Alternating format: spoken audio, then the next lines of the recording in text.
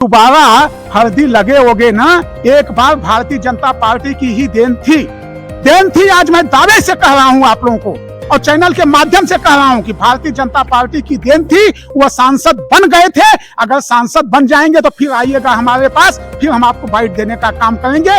उनका सपना कभी भी पूरा नहीं हो सकता है। और सांसद क्या, अगर वो ग्राम के प्रधान बन जाएंगे और जिला पंचायत के सदस्य बन जाएंगे तो आप आइएगा बताइएगा। अब वो ग्राम प्रधान भी नहीं बन सकते हैं। अगर औकात होगी तो वह ग्राम प्रधानी का चुनाव लड़ करके दिखा देंगे, तो ग्राम प्रधान भी नहीं बनने पाएंगी वो। Thank you sir. तो बता दें आने वाले 16 मई को प्रधानमंत्री नरेंद्र मोदी जी का भदोही में आगमन होने जा रहा है। तो आज हमसे जुड़ चुके हैं निवर्तमान विधायक रविन्द्रनाथ त्रिपाठी जी। स्वागत है सर चैनल में। जिस प्रकार से मोदी जी के आगमन की खबर चल रही है, विपक्ष का कहना है कि इस समय कहीं न कहीं भारतीय जनता पार्टी घबरा गई है जो मोदी जी को उतार रही है। क्या कहना चाहेंगे? देखिए, ऐसे लोगों को मैं नसीहत देना चाहता हूं कि श्रद्धेय प्रमादरणीय भारत के ही नहीं, विश्व के सबसे बड़े नेता, सबसे लोकप्रिय नेता, यशस्वी प्रधानमंत्री श्रद्धेय प्रमादरणीय नरेंद्र मोदी जी का जो यहाँ पे आगमन हो रहा है, ये पहली बार नहीं हो रहा है। चाहे वो 2014 का चुनाव हो, चाहे 2019 का चुनाव हो, चाहे 2024 का चुनाव चल रहा है, इन सभी चुनावों में यहाँ की जनता को और रविन्द्र त्रिपाठी जैसे कार्यकर्ता को उनका चरण रज लेने का अवसर मिलता है। तो ये पहले लोग बोलना बंद कर दें। शर्म नहीं आती है ऐसे लोगों को जो लोग कहते हैं कि चुनाव चल रहा है। हमेशा श्रद्धेय प्रमादरणीय नरेंद्र मोदी जी भदोही वासियों पे उनका एक एक शब्द आप देखिए। जो भारत का सदन भारत का जो सदन बना, वहां पे भी श्रद्धेय प्रमादरणीय नरेंद्र मोदी जी ने भदोही का नाम लिया। और भदोही के द्वारा जो कालीन निर्माता हमारे हैं, जो हमारे मजदूर हैं, उन मजदूरों का नाम लेकर के कि कितनी अच्छी कारीगरी से भदोही का कालीन इस संसद भवन में लगा हुआ है। तो ये बात लोग कहते हैं, शर्म नहीं आती है ऐसे लोगों को। पहले अपने गिरबान में झांक लें। और मैं कहना चाहता हूं कि एक कहावत भी है कि जिनके पैर फटी न बेवाई, क्या जाने फिर फराई।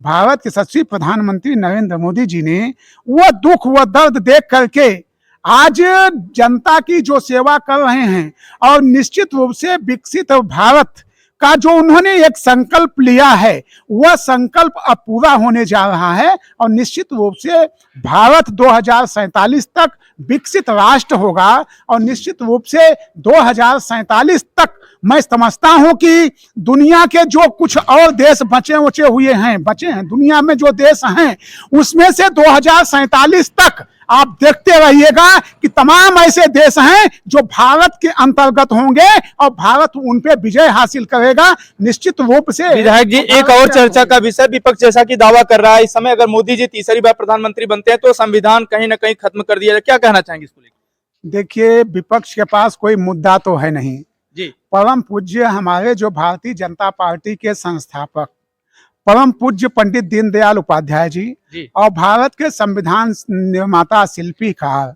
जो एक भारत के हृदय हैं, परम पूज्य श्रद्धेय प्रमादरणीय डॉक्टर भीमराव अंबेडकर जी, जिन्होंने संविधान लिखा और जिन्होंने जो ये दोनों हमारे महापुरुषों का सपना था अंत्योदय, आज वही उन सपनों को अगर कोई साकार करने का काम कर रहा है तो भारत के सच्चे प्रधानमंत्री नरेंद्र मोदी जी कर रहे हैं। और मैं आपको बताना चाहता हूं कि जो लोग ये बातें अनाप शनाप की बात करते हैं, दुनिया में हमारे इस भारत में किसी की ताकत नहीं थी कि जो 370 हटा दे। 370 हमने हटाने का काम किया।